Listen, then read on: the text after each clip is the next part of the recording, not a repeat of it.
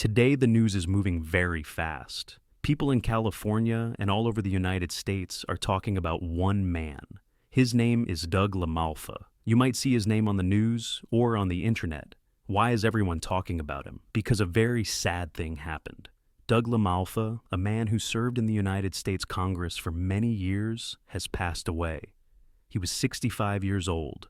But before we talk about the end of his life, we must talk about the beginning. To understand Doug LaMalfa, you have to understand the land. You have to understand the dirt, the water, and the sun of Northern California.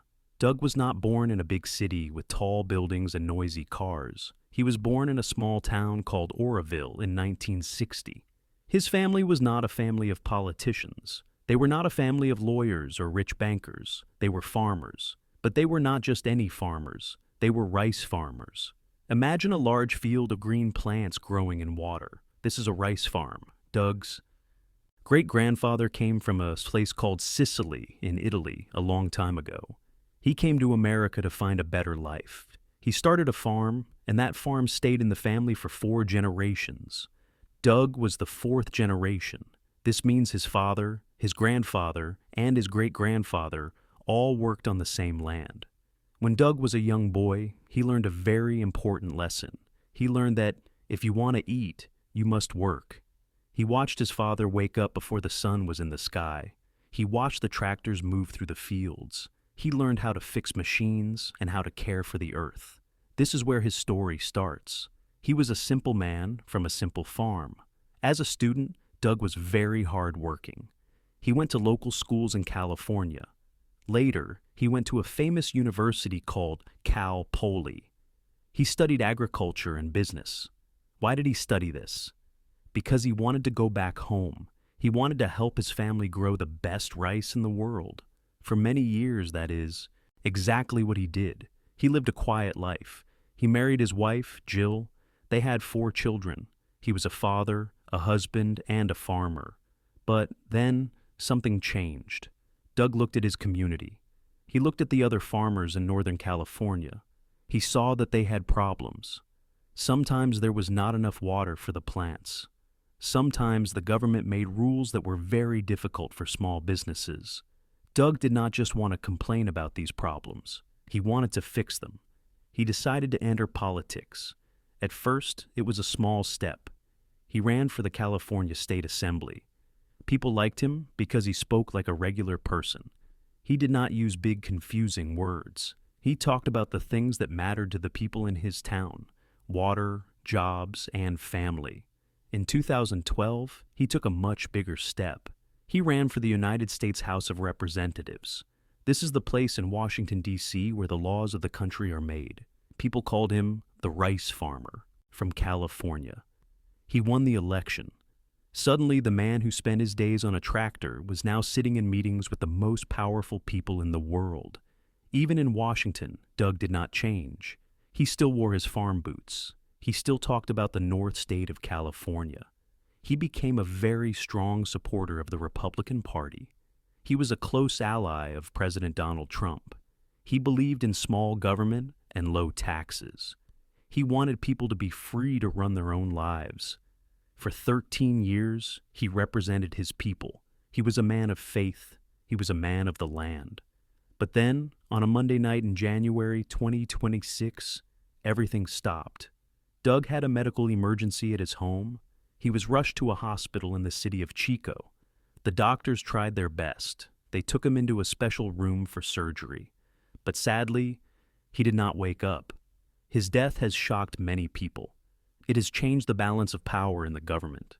But for his family and friends, it is not about politics. It is about losing a man who loved his home. In the next part of our story, we will look closer at his work in Washington.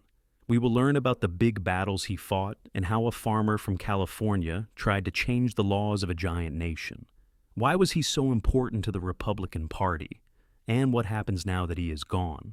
Stay with us to find out. In the first part of our story, we learned about the early life of Doug LaMalfa. He was a man of the earth. He was a 4th-generation rice farmer who loved the soil and the sun of Northern California. But how does a farmer become a leader in the capital of the world? How did he move from a tractor in Richvale to a desk in Washington, D.C.? This is the next chapter of his journey. It is a story of hard work, strong beliefs, and a very famous friendship. Doug LaMalfa entered the United States Congress in 2013. He did not go there to be famous. He did not go there to live in a big mansion. He went there because he wanted to represent the people who felt forgotten. His district in Northern California is very large. It is full of mountains, trees, and small farms. For many years, Doug felt that the people in big cities like Los Angeles or San Francisco did not understand the problems of the North. He wanted to be their voice. One of his biggest jobs in Washington was working on the Agriculture Committee. This was perfect for him. Because he was a farmer, he understood things that other politicians did not. He knew about water rights. He knew about the cost of seeds and the price of gas. When he spoke about farming, people listened. He was not just reading from a paper. He was talking about his own life. But Doug was also a very strong conservative. In American politics, this means he wanted the government to stay out of people's business. He wanted lower taxes. He wanted people to keep more of their own money. He believed that the American dream was about working hard and building something for your family. He often said, "The government should do no harm." He believed that if you let people work freely, the country would be strong. As the years went by, something big happened in American politics. A man named Donald Trump decided to run for president. Many people in the big cities were surprised by Donald Trump.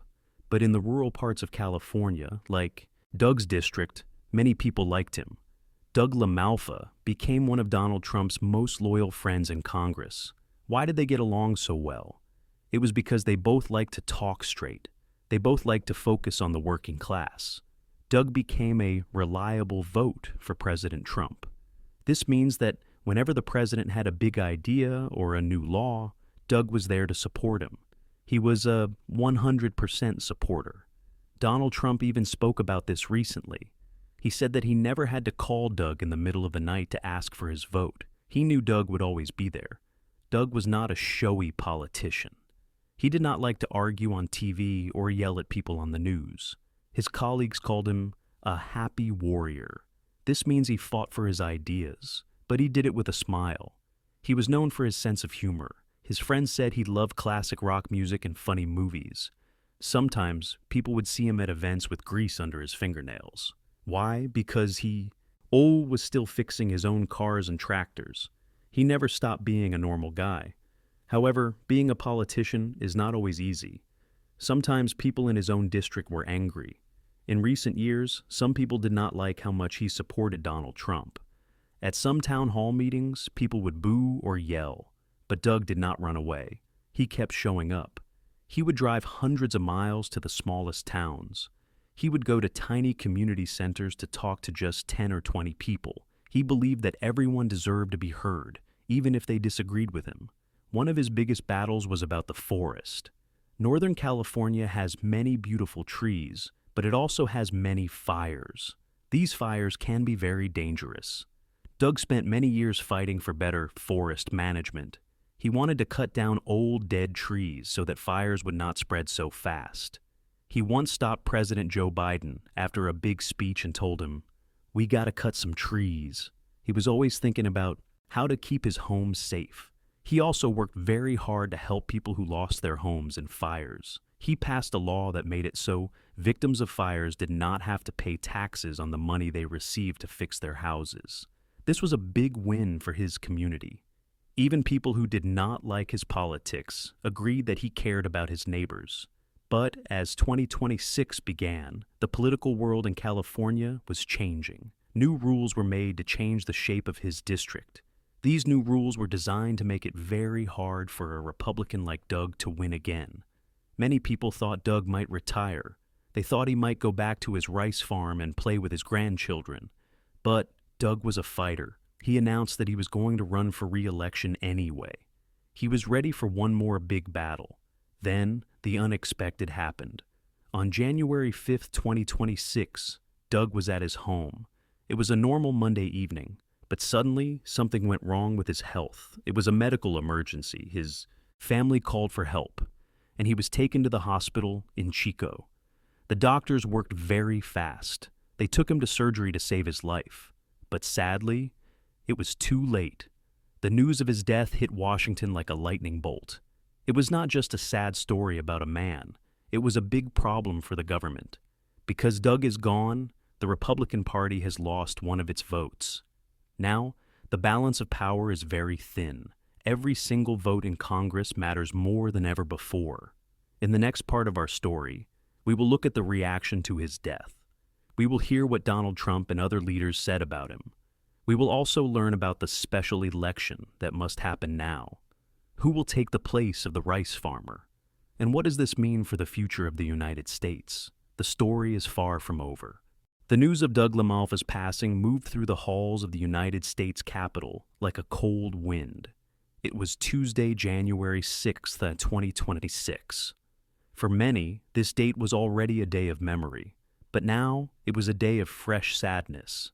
In Washington, D.C., and in the small farming towns of the Northern California, people stopped what they were doing. They turned on their televisions. They looked at their phones. They wanted to know if it was true. Was the rice farmer really gone? When a powerful person dies, people from all sides usually speak. They share their memories and their respect. This is exactly what happened for Doug LaMalfa. Even though politics can be a very angry business, for a moment, the fighting stopped. Everyone wanted to honor a man who had given more than 20 years of his life to public service. The first person many people wanted to hear from was Donald Trump. As we know, Doug and Donald Trump were very close allies. On the day the news broke, Trump was scheduled to give a big speech to the Republican Party at the Kennedy Center in Washington. When he walked onto the stage, he looked very serious. He did not start with his usual jokes or political attacks. Instead, he spoke about his friend. Trump told the crowd that he was full of tremendous sorrow. He called Doug a great member of Congress and a fantastic person. Trump shared a very interesting story. He said that most politicians in Washington are difficult. He said he usually has to call them at 3 o'clock in the morning to ask for their help or their vote, but not Doug. Trump said, "With Doug, I never had to call. He was with me 100% of the time." To Trump, Doug was the ultimate teammate. He was the person you could always count on. But it wasn't just Republicans who were sad. In Sacramento, the capital of California, Governor Gavin Newsom also spoke. Now, this is very important to understand. Governor Newsom is a Democrat. He and Doug LaMalfa disagreed on almost everything. They had different ideas about taxes, different ideas about the environment, and different ideas about the future of California. But when Doug died, Newsom showed great kindness. Governor Newsom called Doug a devoted public servant. He said that Doug deeply loved his country and his state. Newsom said, "While we often approached issues from different perspectives, he fought every day for the people of California with conviction and care." This is a beautiful lesson for anyone learning English or learning about life. It shows that you can disagree with someone and still respect them. Newsom ordered that the flags at the state capitol be flown at half-staff. This is a special sign of mourning. It means the flag is not at the top of the pole, but in the middle, to show that the heart of the state is heavy. In Washington, another leader named Hakeem Jeffries also spoke. He is the leader of the Democrats in the House of Representatives. He asked for a moment in silence. This is when a large group of people stays perfectly quiet for 1 minute to pray or think about someone who has died. Hundreds of people stood in silence. They were thinking about the man who loved rice, tractors, and the people of the North State. While the leaders were speaking, the people in Doug's hometown were also remembering him. In places like Chico, Redding, and Oroville, neighbors shared stories. One man remembered seeing Doug at a local barbecue. He said Doug didn't act like a big shot from Washington. He would stand in the backyard, eat a burger, and talk about the weather or the price of water. A reporter once joked that if there was a barbecue anywhere in Northern California, you should check the backyard, because Doug was probably there. This was his legendary style. He was always with his people. However, behind the sadness, there was a big problem growing in Washington. The timing of Doug's death was very difficult for the government. You see, the Republican Party has a very thin majority. A majority is when one group has more people than the other group. Before Doug died, the Republicans had 219 seats, and the Democrats had 213. But just one day before Doug died, another member of Congress named Marjorie Taylor Greene had resigned. Suddenly, with Doug gone, the Republicans only had 218 seats. This is a very dangerous number. In the House of Representatives, you need 218 votes to pass almost any law. This means the Republicans now have zero room for mistakes. If even one or two people are sick or away from the office, the party cannot pass its laws. This makes the job of Speaker Mike Johnson very, very hard. Many people are asking, what happens now? In the United States, when a seat in Congress becomes empty, the governor must call a special election. This means the people of Northern California will have to go back to the voting booths. They will have to choose a new person to take Doug's place. But this will not happen tomorrow. It takes time to organize an election. Some experts say the seat might stay empty until June. This creates a power vacuum. A vacuum is an empty space that wants to be filled. For the next few months, the people of the 1st District of California will have no one to speak for them in Washington. And for the Republican Party, every day will be a struggle to keep their power. But even with all this political talk, the focus remains on the man. Doug LaMalfa was a man of faith. His office released a statement saying that he had returned home to the Lord. He leaves behind his wife, Jill, 4 children, and a grandchild. For them, he was not a congressman or a vote. He was a husband, a father, and a grandfather. In the final part of our story, we will look at the legacy Doug leaves behind. What will people remember about him in 50 years? We will also talk about the future of his farm and the big changes coming to California politics. The story of the rice farmer has reached its end, but his influence will be felt for a long time. Stay with us for the conclusion. The story of Doug LaMalfa is more than just a story about a politician. It is a story about the land, the people, and the legacy we leave behind when our time on Earth is finished. As the sun sets over the rice fields of Northern California today, the air feels different. There is a silence in the community of Richvale. The tractors are still. The people are thinking about the man they called their congressman for 13 years. But what does it mean to leave a legacy? And what will the world remember about the farmer who went to Washington? First, we must look at his legacy of service. Doug LaMalfa spent over 20 years in public life. Before he went to Washington, he was in the California State Assembly and the State Senate. This means he spent half of his adult life trying to help his neighbors. In a world where many people only care about themselves, Doug's life shows us a different way. He believed that if you have a talent or a voice, you should use it to help others. He didn't do it for the money or the fame. He did it because he loved his home. One of the most important things Doug leaves behind is his work for the North State. In California, most of the power is in the South, in cities like Los Angeles. But Doug made sure that the farmers, the loggers, and the small-town families in the North were not forgotten. He was a champion for water. In California, water is like gold. Without water, the rice cannot grow, and the families cannot survive. Doug fought every day to make sure his people had the water they needed. Even now that he's gone, the laws he helped write will continue to protect the water of Northern California for many years. He also leaves behind a legacy of kindness. In politics, people are often mean to each other. They yell and they say bad things. But everyone who knew Doug said he was a gentleman. He was famous for his sense of humor. He could make his enemies laugh. He showed us that you can be strong in your beliefs without being a bully. He proved that grit, which means courage and hard work, is more important than being loud. This is a lesson for all of us. Your character is the most important thing you own. For his family, his legacy is even more personal. Doug was a man of deep faith. He believed that this life is just the beginning. His office said he returned home to the Lord. For his wife Jill, his 4 children, and his grandchild, this brings comfort. They remember him not as a man on television, but as a man who loved his family. He taught his children how to work the land. He taught them the value of a promise. That is a legacy that will live on in his children and his grandchildren for generations. But what about the future? The world does not stop when one person leaves. The political world in Washington is already moving. As we discussed in the last part, his death creates a big challenge for the Republican Party. With only 218 seats left, the party must find a way to stay together. A special election will happen soon. Many people are already wondering who will run for his seat. Will it be another farmer? Will it be someone from the city? The people of the 1st District will have a big choice to make. They will have to find someone who has the same servant heart that Doug had. The rice farm in Richvale will also continue. Doug was the 4th generation, and the 5th generation is ready to take over.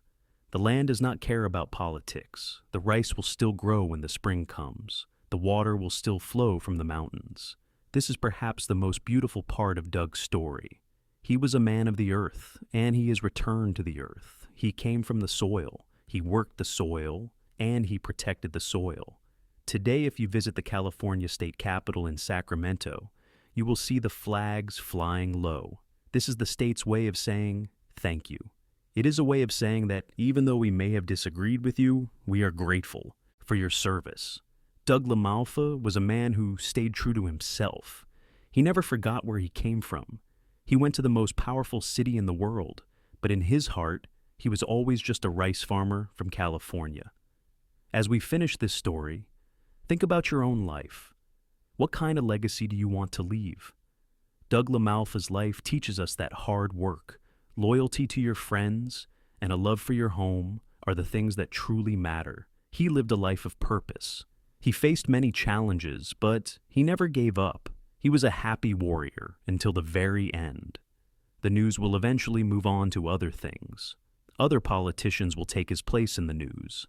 But for the people of Northern California, Doug LaMalfa will never be forgotten. Every time they see a green rice field or a healthy forest, they will remember the man who fought for them. The story of the rice farmer has ended, but the seeds he planted will continue to grow for a long, long time. Thank you for joining us for this special biography. We hope this story helped you learn English and also helped you understand a very important moment in American history. Remember to keep practicing your English every day.